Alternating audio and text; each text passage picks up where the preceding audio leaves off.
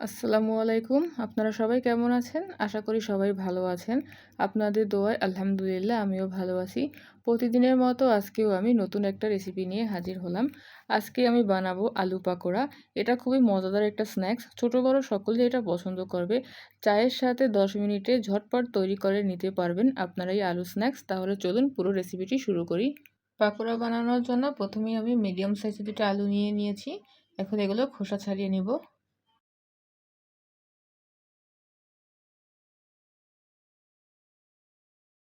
এই যে দেখুন আমি আলুগুলো খোসা ছাড়িয়ে নিয়েছি।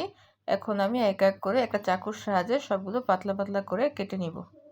আমি এটা বেশি পাতলাও করব না, আবার বেশি মোটাও করব না। আমি এইভাবে সবগুলো কেটে নিব। আমি এক এক করে সবগুলো কেটে নিয়েছি। আমি কিন্তু এগুলো বেশি পাতলাও করিনি, আবার অনেকটা মোটাও করিনি। এখন আমি এগুলো একটা পাত্রে তুলে নিব। দেখুন আমি আলুগুলোকে একটা বাটিতে তুলে নিয়েছি। এখন আলুগুলোকে পানি দিয়ে 5 মিনিট ভিজিয়ে রাখবো, তাহলে আলুর যে কষটা থাকে সেটা বেরিয়ে যাবে। আমি ভালো করে ধুয়ে পানি ঝরিয়ে নিয়েছি। আমার আলু গায়ে কিন্তু একটুও পানি লেগে নেই। এখন আমি আলুগুলোকে একটা কিচেন টিস্যুর উপরে ভালো করে মেলে দিব। দেখুন আমি কিচেন টিস্যু নিয়ে নিয়েছি। এখন আলুগুলোকে একটা একটা করে এভাবে মেলে দিব। আপনারা চাইলে এখানে শুকনো পরিষ্কার সুতির কাপড়ও নিয়ে নিতে পারেন। এইভাবে এখন আমি এক এক করে সব মেলে দিচ্ছি।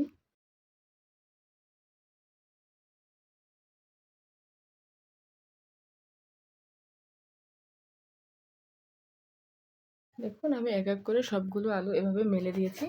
এখন আমি অন্য একটা টিস্যু নিয়ে এভাবে উপর থেকে আলুগুলোকে এভাবে মুছে দিব, যাতে আলুর গায়ে একটুকুও পানি লেগে না থাকে।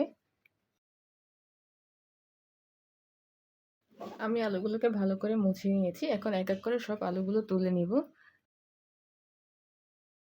আমি সবগুলো আলু তুলে নিয়েছি। আলুগুলোকে ভাজার জন্য আমি এখন একটা ব্যাটার তৈরি করে নিয়ে নিব।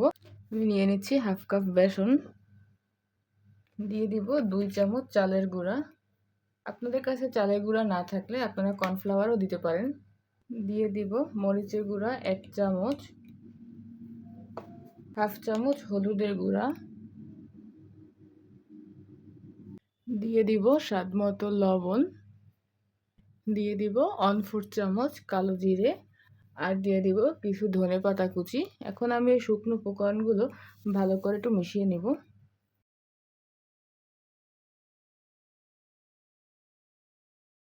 এখন আমি অল্প অল্প পানি দিয়ে এগুলো দিয়ে একটা ব্যাটার তৈরি করে নিব।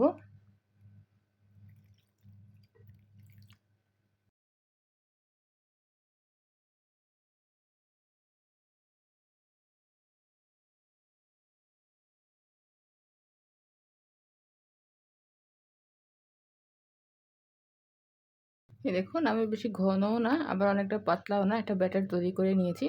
আপনারা ব্যাটারটা গুলে 1-2 মিনিট এভাবে ভালো করে নাড়তে থাকবেন, দেখবেন কালারটা চেঞ্জ হয়ে আসবে।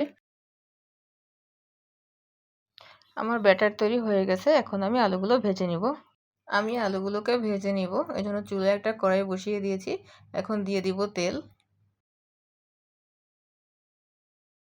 তেলটা ভালো করে গরম হয়ে গেছে। এখন আমি এখান থেকে 1 চামচ তেল উঠিয়ে নিয়ে এই যে ব্যাটারটা তৈরি করে নিয়েছি তার সাথে তেলটা মিশিয়ে দিব, তাহলে আলুটা আরও ক্রিস্পি হবে। এখন আমি এক এক করে সবগুলো তেলের মধ্যে দিয়ে দিব।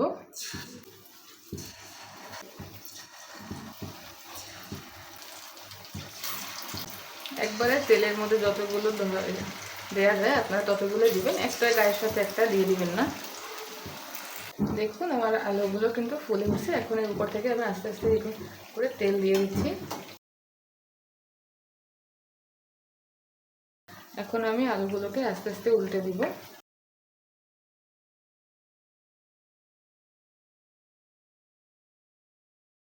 এই দেখুন আমার সবগুলো আলু ভাজা হয়ে গেছে। এখন আমি এক এক করে সব তুলে নিব।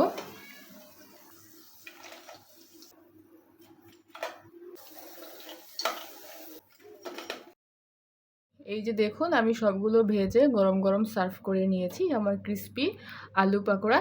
দেখুন উপরটা কতটা ক্রিস্পি হয়েছে এবং ভিতরটা দেখুন, আপনারা দেখলেই বুঝতে পারবেন। যদি আপনাদের ভালো লাগে তাহলে আপনারা বাসায় অবশ্যই ট্রাই করবেন এবং আমার চ্যানেলটিকে সাবস্ক্রাইব করবেন, লাইক কমেন্ট অ্যান্ড শেয়ার করবেন। আল্লাহ হাফেজ।